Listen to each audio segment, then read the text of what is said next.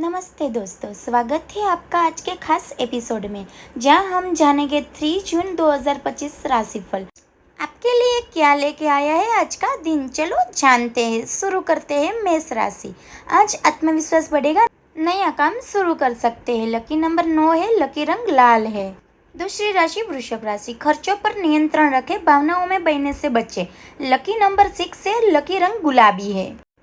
मिथुन राशि। भाग्य का साथ मिलेगा, नौकरी में उन्नति के योग है। लकी नंबर 5 है, लकी रंग हरा है।